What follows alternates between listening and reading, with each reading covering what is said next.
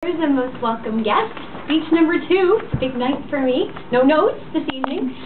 The last time I was here, I did my icebreaker speech, and I talked to you all about myself, I guess, which is a subject that I'm very well versed in. And I said, what will I attempt for my second speech? And I thought to myself, what's a subject that I know really well, that I'm comfortable with, and that I'd love to tell all of you about? And I thought, what about my hometown? When I got the comments back from my last speech, a lot of people commented on the passion that I expressed about my little town of Red Bay, and thought that it would be an interesting subject for me to perhaps approach on another occasion. And so here I am, Red Bay, Labrador, a visit at home. First of all, a show of hands. Who has been to Labrador? Excellent. Who has been to Red Bay, Labrador? Oh, wow, a couple of people. I'm excited. All right. Well, for any of you who haven't been there, Red Bay, Labrador is on the south coast of Labrador. If you were to take a drive down over the island and drive all the way to our lovely northern peninsula, you could drive to St. Barbe, where you would take the ferry, the Apollo, across the Strait of Belle Isle, where you would dock at Blanc-Sablon, Quebec, and make the 80-kilometer drive down along the Pinware River, where Paul loves to fish every summer. And you would end up in Red Bay. Red Bay is a beautiful little community, 250 people strong.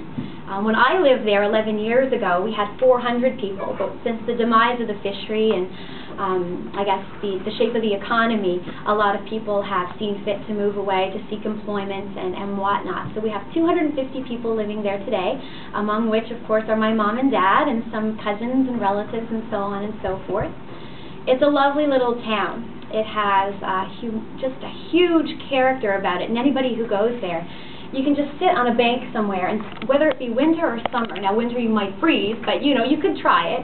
It's beautiful. It's picturesque. It has so much spirit. And if you just sit for a second and stare out over the harbor, whether it be winter or summer, fall or spring, I think it would just speak to you, and you would enjoy it. In the 16th century, Red Bay, Labrador wasn't Red Bay, Labrador. Its name was Budas, and it was named by the Basque whalers. 400 years ago, or over 400 years ago, the Basque whalers, which is a group of people from the Basque country, which is a little area that straddles the border between Spain and France. It's near the Bay of Biscay and at the base of the Pyrenees Mountains. They would make a journey across the North Atlantic, a treacherous journey, every June, to go to Red Bay, but of course at that point in time they didn't call it that. That came later when we settled the area. And they would go to Red Bay, and I guess back then it wasn't a little community of 250 people. It had a seasonal population of 1,500. These Basque whalers would come across in their great big galleons, and they'd anchor them in Red Bay's harbor all along the shore, and they would set up for a big busy summer of whale hunting. Now, I'm not a big advocate or anything of the whale hunt. It's something that I certainly would not agree with, but back in the 16th century, it was a way of life for these men. They would come every year for years and years, and they would proceed to hunt for whales out in the Strait of Belle Isle. They would hunt for bowheads, and they would hunt for right whales. And these two types of whales now, if you do your research, they're an endangered species. They no longer swim in the Strait of Belle Isle. But anyways, they would come and they would hunt these whales, and they'd drag them into Red Bay's harbor. And I guess you can kind of say Red Bay was Canada's first oil boom, because that's what they used the whales for. They would drag them in, and they would, I guess, slice off the whales what they would call blubber, and they would render this blubber in great big melting pots called cauldrons, and they would make whale oil. And as quick as they were making it, they had their coopers with them who worked in the cooperages fabricating the barrels, and the whale oil would be poured into the barrels, and they would be packed on board the great big galleons for fall when they would make their journey back across the Atlantic again. And all of this whale oil from little Red Bay, Labrador, Budas as they called it at that time, lit up Europe. It was used for lighting purposes, it was used in medicine, it was used in perfumes, it was used for heating. It was a very, very valuable commodity at that time and highly sought after. And to think it came from my little community, which is 250 people strong today. So indeed, Red Bay, Labrador has a very, very rich history. I could go on and talk about it all evening long, but I don't have the time. I'll get that big hand that they put up down there. But indeed, such a fabulous history, and Red Bay right now is a National Historic Site of Canada. It was a designated historic site in 1984. And right now, at this point in time, we're up for a nomination for UNESCO World Heritage status.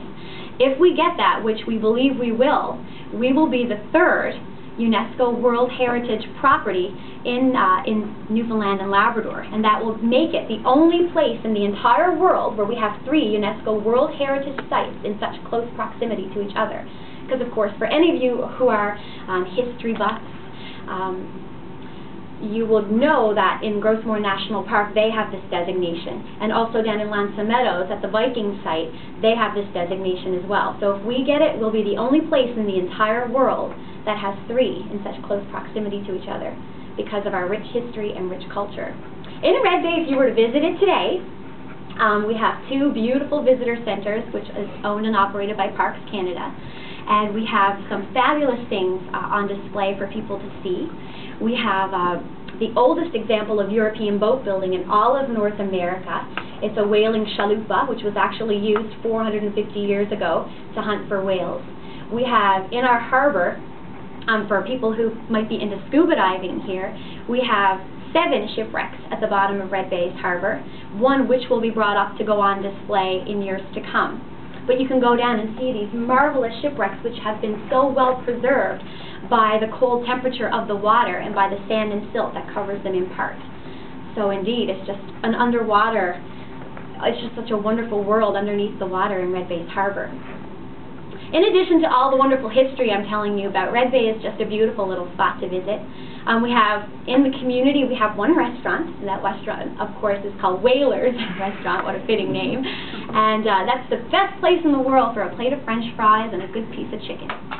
Or fish and chips, whatever you prefer. We have one grocery store, and it's by the name of Rita and Eric's Food Chopper.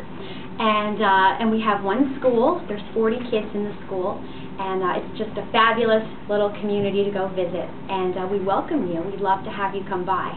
I think I have 7. What's the 7 mean? 7 minutes? We're at 7 minutes. I'm at 7 minutes. Oh, I had a slideshow to show you, but I won't take any of your time because I don't want to go over, so perhaps another time. But anyways, folks, thank you, and I do hope that you'll take the time to visit Red Bay, my hometown.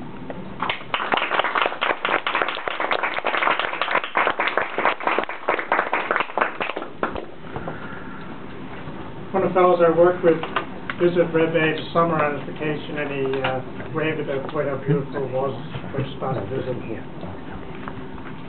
Okay, our second speech tonight will be by Gary Diamond. Gary's been a member since October 2007, and this will be his 6th speech.